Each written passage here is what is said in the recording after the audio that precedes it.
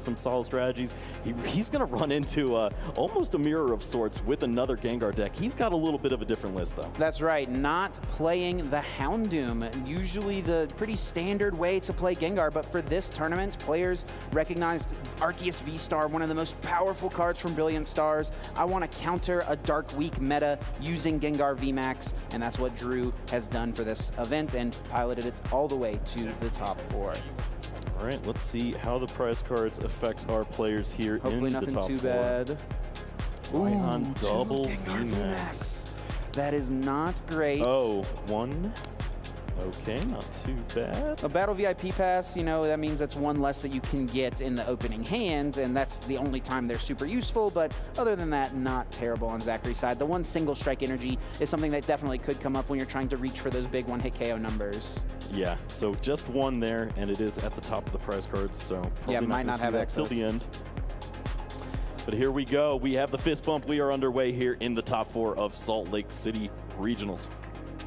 And it appears Drew is going to kick it off for us with a couple of Bidoofs hitting the bench. Okay, love to see it. Whenever this has been a popular draw support option for Gengar decks in general, both using Arceus and using Houndoom, with that Bibarel with its industrious incisors, drawing you up to 5 cards in hand once per turn. And if you can set up 2 of them, you get to use both of those abilities. Yeah, dentists hate him. Drew coming in with the double Bidoof start, and he is going to add to his board here with that quick ball. Probably going to eye up another Arceus. I'll be interested to see how Andrew approaches this matchup. Do you want to lean into Gengar, or do you want to lean more into Arceus? Gengar is really great when you're playing up against a deck that is going to put a lot of Pokemon V in play, but Zach is probably going to try to limit how many are down, so Fear and Panic can't do quite as much damage. And while Drew can utilize the Gengar with Choice Belt to get up to deal 280 damage with G-Max Swallow Up. That's really great in Arceus matchups. I don't know how good it's going to be against the 320 HP Gengar VMAX of Zachary Cooper. Yeah, no, I think you hit it right on the head there. Just getting out those Arceus and then attacking with them, knowing that when you do get up to that V-Star, you're only giving up those 2 prize cards in comparison to a VMAX giving up 3. I think that simple math right there just does it for you. You know you got to keep going with his Arceus. And Zachary is attacking opponents' tools this weekend, playing the Tool Jammer. That's a card that has popped in and out of people's deck lists.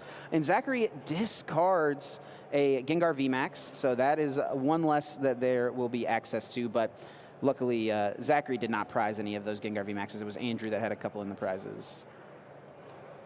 Well, we see the early path to the peak, so that could affect Andrew on the second turn with potential for that Arceus V-Star to be hitting the board. Yeah, Andrew didn't get an energy drop on turn 1, which is really important for these Arceus decks, so that puts Andrew behind just right away.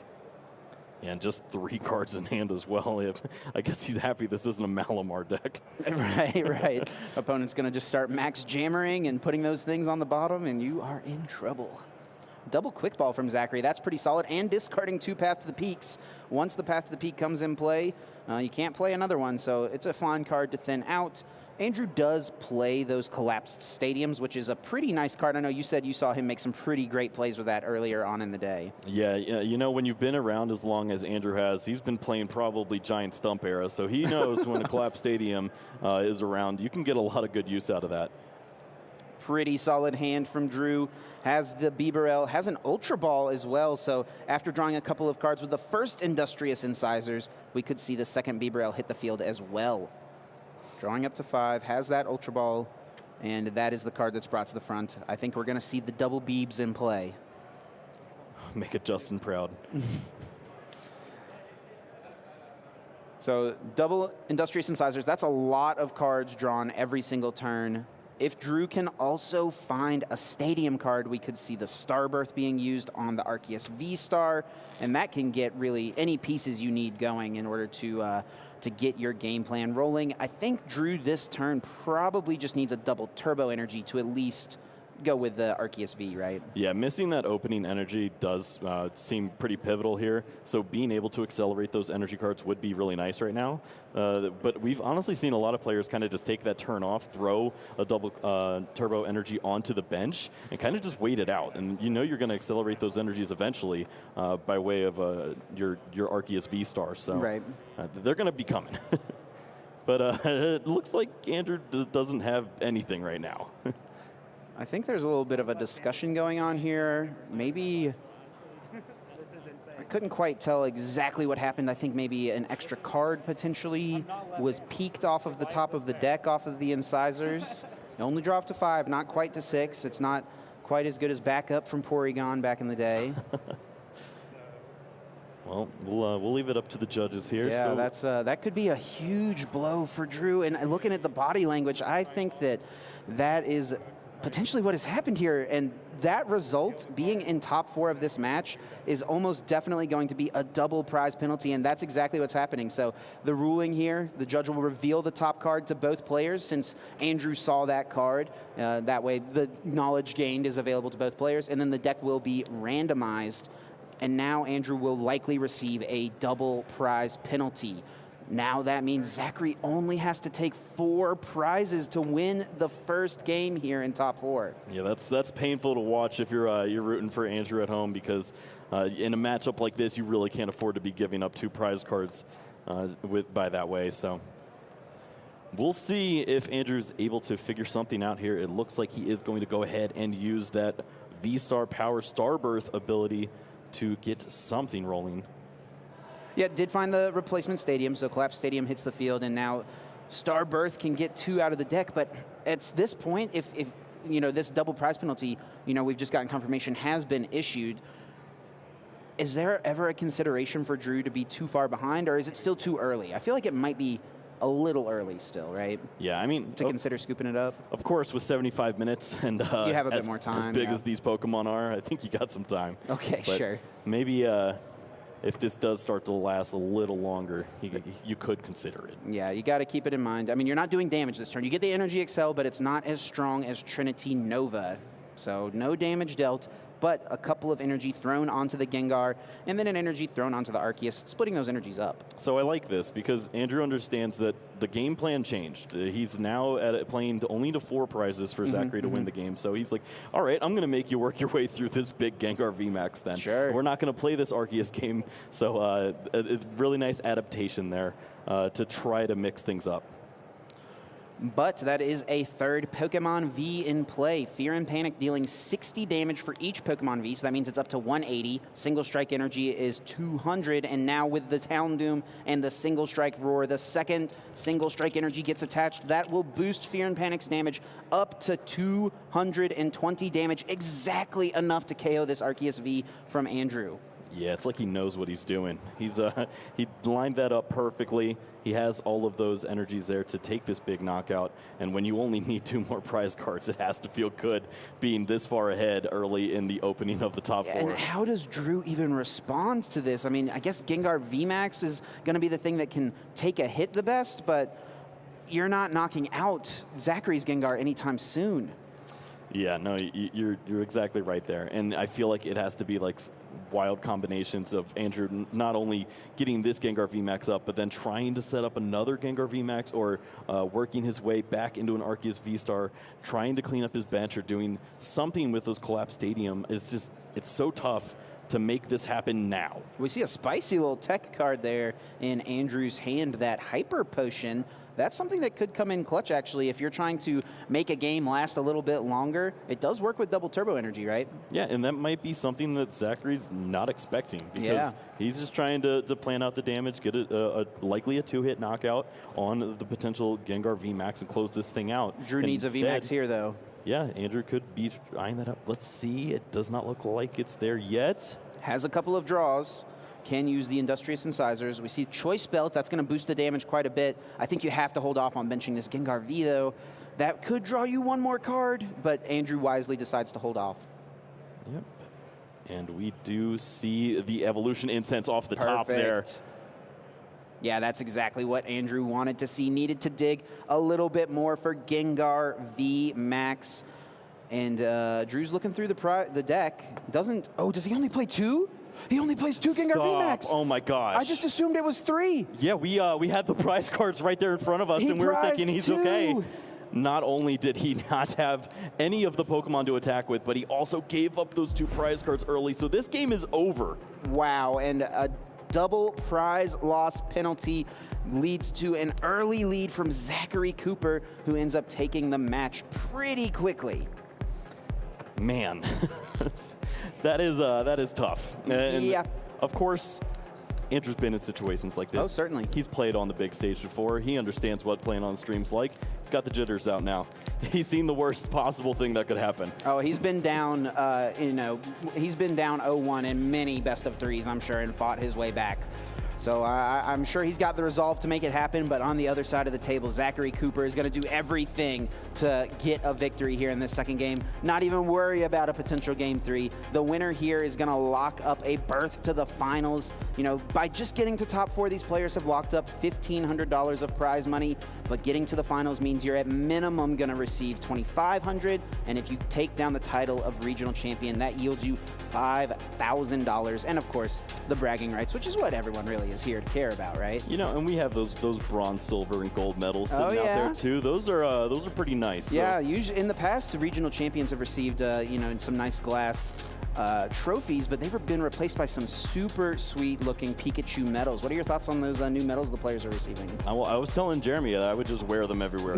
I'm in the grocery store, I'm at my local event, it doesn't matter. A badge of honor, so right. to speak. So moving into this next game, besides not accidentally peeking at an extra card there from Drew, getting a double prize penalty, is there any other adjustments you want to see going into this second game? That's the main adjustment I want to see. No mistakes. But other than that, it's almost like he can hear us. He's ready. He knows that this wasn't the way he wanted this to go. But no, honestly, that he had everything he needed. He just as far as strategy, he knew that he wanted to go in with that Arceus. He wanted to get an energy attachment. That didn't happen. Yeah. He didn't want to go in with his Gengar until the prize count was ready. Well, the prize count kind of messed up on him, so he was ready there. So I think we'll see a lot more out of Andrew here. And oh my God! Oh my gosh! That's not okay. Gengar V! What is that? Does play the 4 copies, so you still have 1 to have access to, but 3 Gengar V in the prizes, Kyle! That's not okay! You can't do that to people. So, all right, okay, listen. What's Houndoom doing? Houndoom deals 50 damage, so... What's Stonejourner doing? Because he's got to wake up. Well, Stonejourner is actually a really great attacker in this matchup. Of course, Arceus and Gengar are weak to fighting, and right away, Zachary just starts it. That's actually pretty bad for Zachary, because now that's an easy turn 2 knockout, potentially, for Drew. We're kicking it off, though, and things are getting fired. Andrew looks like has started an Arceus V, and is playing an Ultra Ball to search through the deck. Yeah, let's go ahead and jump down into that table. We can see right now Andrew off to this fantastic start. Already has the double turbo energy onto the Arceus V, has the Gengar down, has the Bidoof down, and we haven't even seen the rest of the hand yet. So already this looks like it could be Andrew's game. Looking quite a bit better. You know, I mean, I guess Zachary's Gengars heard about Andrew's hiding over in the prizes. They must have said it was kind of fun over there, and they wanted to check it out for themselves. Yeah, it's like a sleepover, you know. you go duck under there.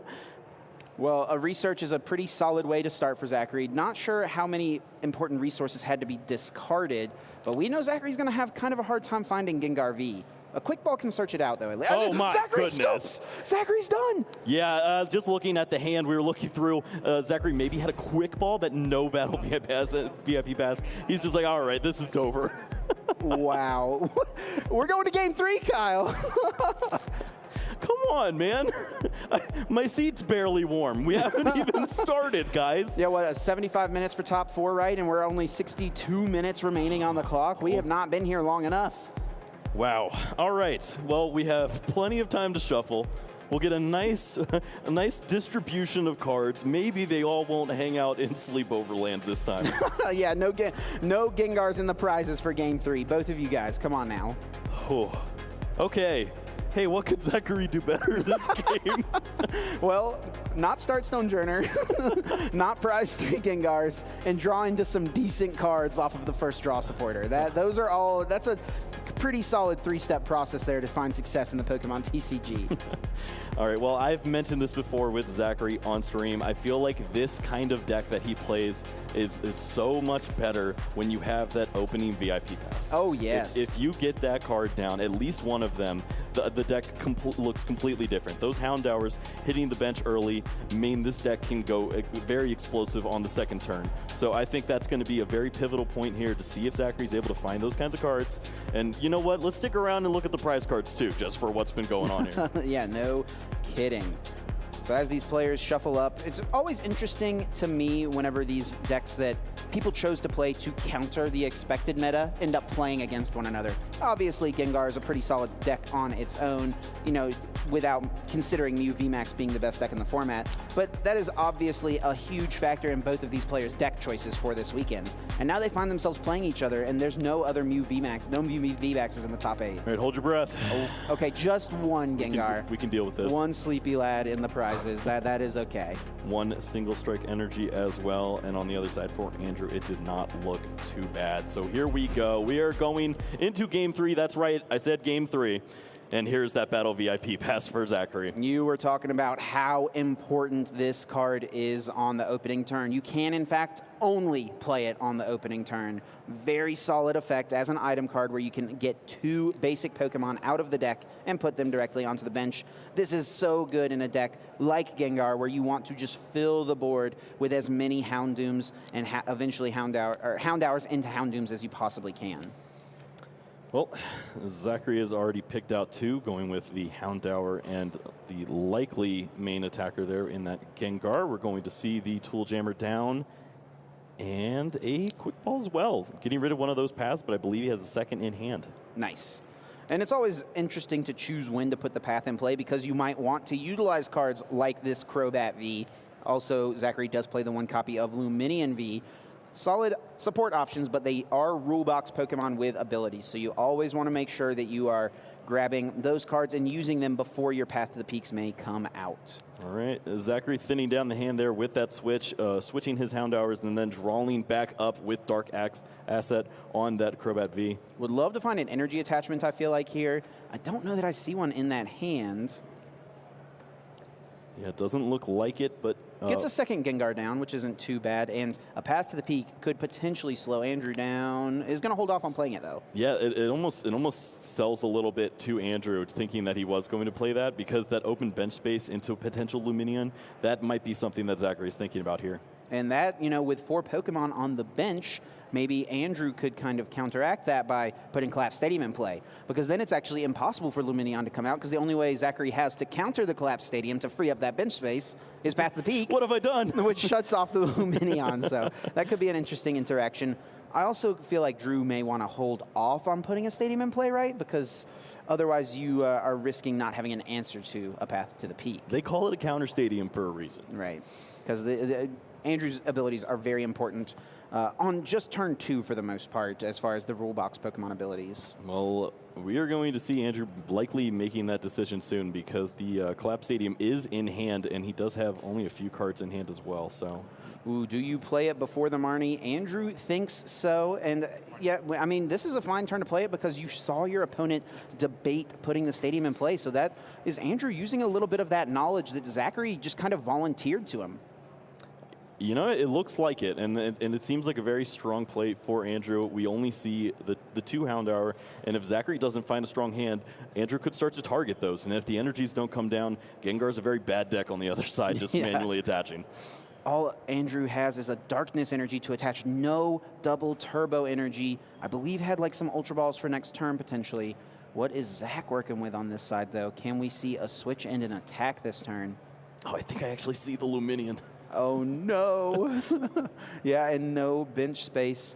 I think there's one of those Trainer Gallery Houndooms in the hand, so that could be nice to get a little Energy Excel, and that is certainly the first Pokemon to hit the field. Can use Single Strike Roar to fetch a Single Strike energy out of the deck. Had a Hiding Darkness energy. Debated putting it on Gengar, but that could be one of your only ways to move this Houndour in the active. Yep, I'm just going to spread them. Looks like the Vitality Urn and then not much else happening here, so that Collapse Stadium might have done just enough work.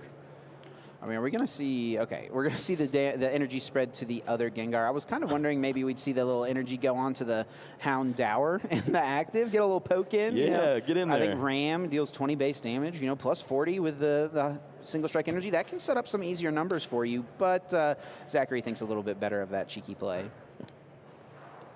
I mean, we've seen a lot in this past 20 minutes. I mean, sometimes stuff like that, when you have a bad hand, Yeah, I mean, we're going to see if Andrew's feeling the same way on his side. Looks like he does have a little more to work with. Ultra Ball in the hand as well as Marnie. So certainly going to see some incisors and likely a supporter for this turn. I don't think Andrew's going to be playing Marnie, though. I think Andrew's going to look for something else. Whenever your opponent has just done basically nothing on their turn, you don't want to give them the benefit of finding a new hand.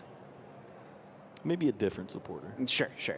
So has a couple choices here. Could go with the Arceus V-Star and utilize the Star Birth right away, or could eye up the Bibarel, and I think this is a solid choice as well. I think there might have been an Ultra Ball hiding in that hand, right? Yeah, that could be perfect, because you could just roll this hand right back up to 5, make sure it's 5, and then use your Ultra Ball, grab your Arceus V-Star, and get everything you need. Yes, only 5 cards, Andrew. Come on. 2 cards in hand, so is one more playable? Ooh, the VMAX. That's very nice. Nice. Solid 4-card draw. I think, yeah, we're going to see the deck picked up. No fan drawing here. Make sure we count out exactly 4 cards this time. Evolution Incense. And that is going to be played, grabbing the Arceus V-Star out of the deck, no doubt. All right, so we will see the Star Birth most likely. I don't believe we saw any supporter in Andrew's hand, so we could be looking at that route, likely a double turbo as well. And that's going to mean that things start rolling here. We're going to see at least a knockout on this turn, and we could see some energies rolling onto that Gengar VMAX. And once you start threatening that, you feel pretty good, especially looking at 3 V Pokemon on Zachary's side of the field. Yeah, I almost wonder, though, if Drew doesn't generally want to go this route with the Gengar, right? Kind of what we were talking about earlier. It's not as good against non-Arceus and non-Mew decks because you can't hit for one-hit KOs on the opposing Gengar VMAXs, and they can theoretically reach for them with the G-Max Swallow-Up and Single Strike energy. So it's all things to consider. So, B-Hurl. time to get in there, my friend. Little tail smash. Flip a coin if heads, you deal 100 damage. If tails, you do nothing. Man. I don't know that we're going to see that. No, this looks a little different. We are seeing the target of the boss's orders now. Ooh, could be a little aggressive after one of these Gengars, you think?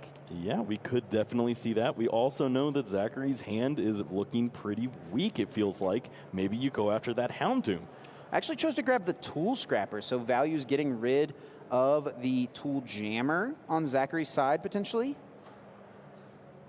That is a 3rd Pokemon V that was just benched here. That is definitely key. All right, what is Andrew considering? Looks like he's just content with this knockout on the Houndour. Yes, we'll use Trinity Nova, 180 damage, more than enough to take care of poor Houndour.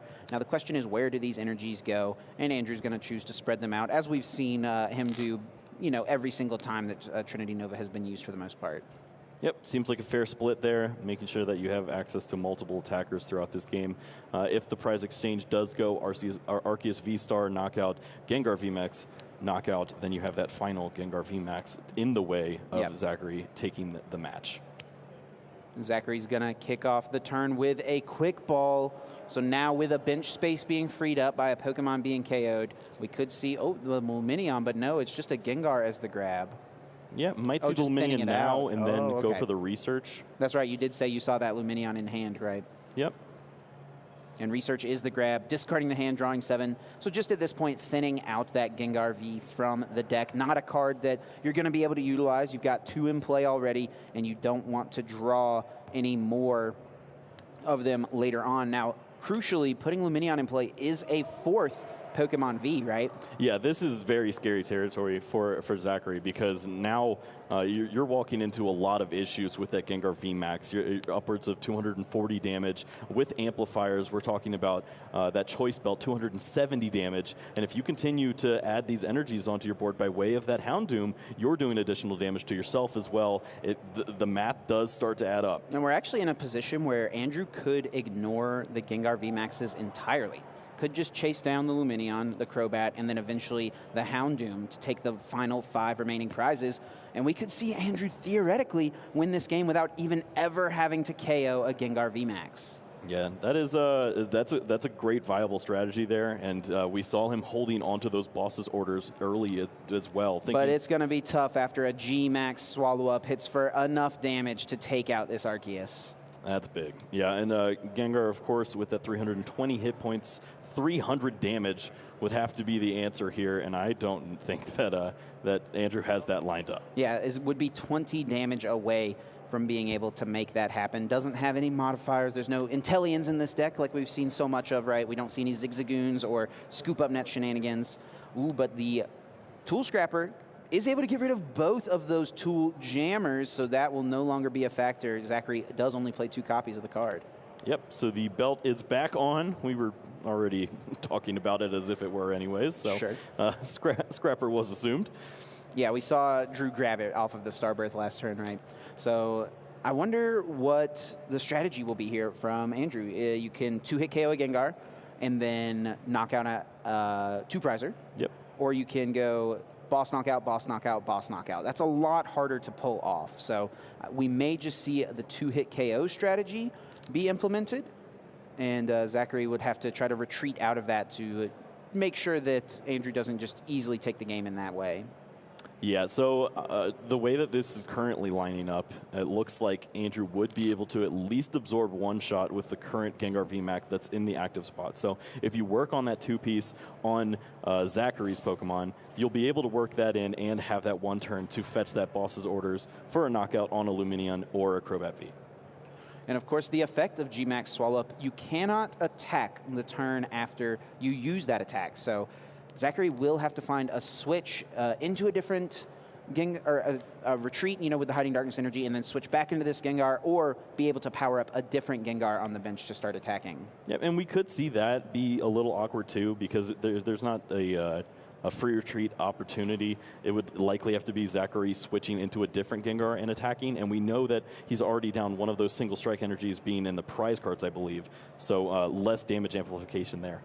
Raihan can grab an energy card from the discard pile, throw it on to Gengar VMAX, and now you're able to search your deck for any 1 card and put it in your hand. Of course, the condition being that you can only use this card if your opponent took a prize on the last turn, took a knockout on one of your Pokemon. Yeah, and here is the old, we're playing chess, not checkers. He's going for a boss's orders with his supporter, so he's thinking ahead, yes. Trying to make sure that all of these prize cards are lined up for him over the next, it looks like 3 turns. Raihan's such a good card in the current metagame.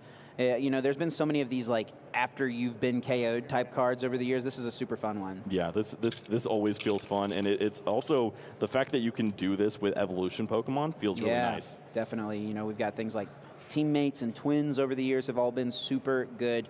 Raihan showing that it's pretty solid as well. Just a solid hit with the G-Max Swallow-Up. Not quite enough for a knockout. But a solid hit? There's 5 pips. There's so many dice. But it's not a knockout, Kyle. Not quite a knockout. These Pokemon are too big. Yeah, when you're busting out 5 dice in order to cover the amount of damage that was just done by your opponent, we're going to start to need to get some like 12-sided dice out there or something like that. Absolutely. Where's the D&D people? Well, Zachary is going to go after that secondary Gengar VMAX now. We know the current Gengar in the active spot is going to have to switch if there is going to be an attack this turn for Zachary's side of the field, and it's going to be reliant on a Marnie? Only 5 cards to work with, but this will disrupt Andrew. And this is a smart play from Zachary because we saw Andrew play the Raihan, and then not play another card. Okay, I'm thinking, is there a manual retreat going on? But no, there's the hiding energy, thankfully. Yes, so yeah. We're okay there. Yeah, hiding darkness energy, giving free retreat to any darkness type Pokemon that it is attached to. Super great utility option in many darkness type decks, but synergizes particularly well with Gengar, VMAX's G-Max Swallow Up.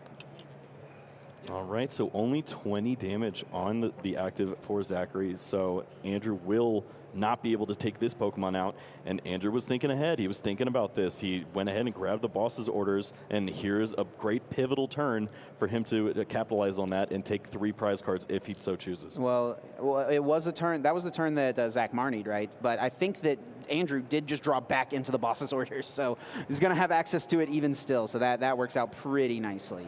Yeah, we're starting to see the bench add up here now for Andrew, trying to get that down so that Bibarel can fill it back up. It feels a little weird to have to bench this Arceus. That's a potential target, and it's also adding to your opponent's G-Max Swallow-Up damage, but Boss's Orders is going to eye up this Gengar V-Max. So much damage on it already. I think that the active G-Max Swallow-Up will be dealing enough, though. That's looking pretty clean. We are going to see Andrew taking his time getting those cards up with the Bibarel.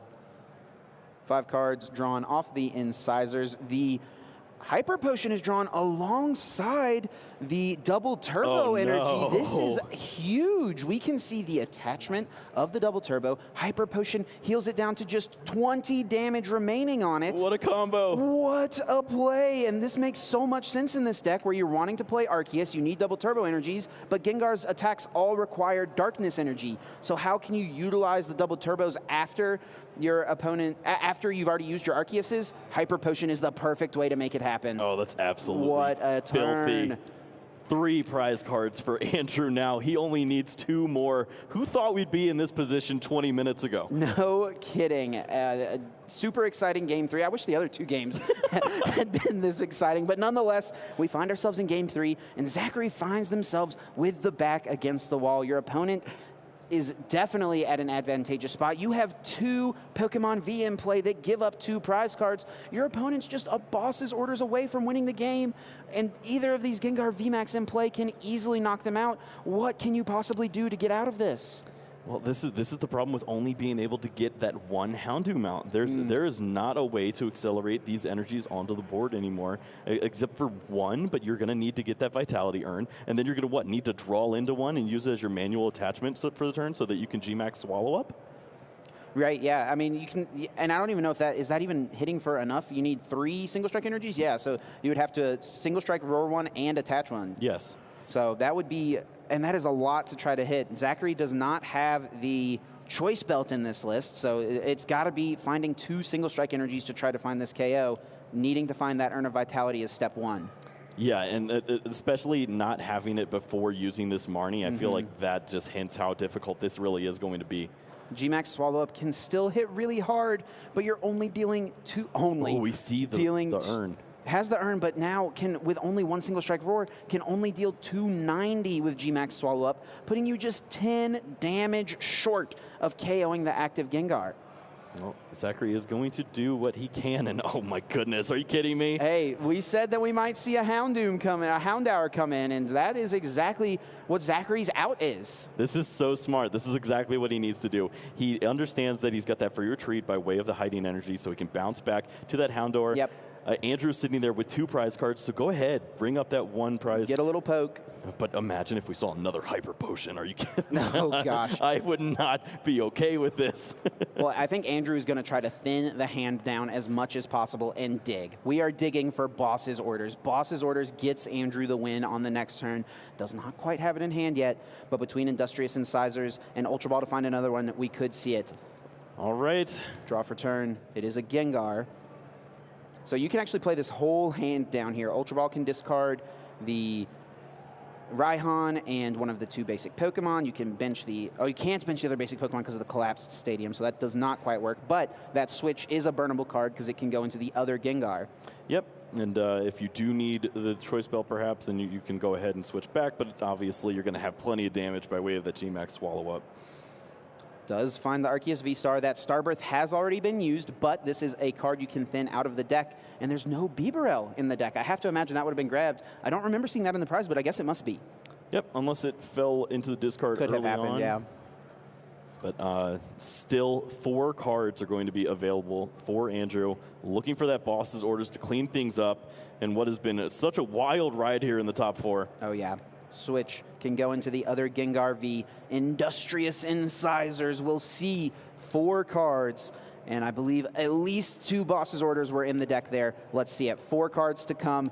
Does Drew find the necessary boss's orders to close out the game, knocking out either of the 2 prize Pokemon on the bench? And there it is! Boss's orders can bring up Lumineon V, and G-Max Swallow Up deals more than enough damage to take the KO, and Drew Kennett is headed to the finals of the Salt Lake City Regional Championships. That has to feel so good. Just making you just have to believe in situations like that, because you were down 1 game in like 5 minutes with the worst thing that could ever happen to you. You give up those that multiple prize by way of the issue there with the drawing the card, and just things weren't going your way. You looked at the prize card, oh, this is so bad. I'm never going to be able to get out of this. 5 minutes later, you're handed game 2. 20 minutes later, you are going to the finals. Wow, what a sequence of events. I mean, big props to Zach, has played very well throughout this event. And just unfortunately, had a bad start in game number 2, and had to put one too many Pokemon V in play, it felt like, there in game number 3. Massive props to Drew. Excited to see what's going to happen in our finals match, but I want to see how Drew is feeling after getting that win. So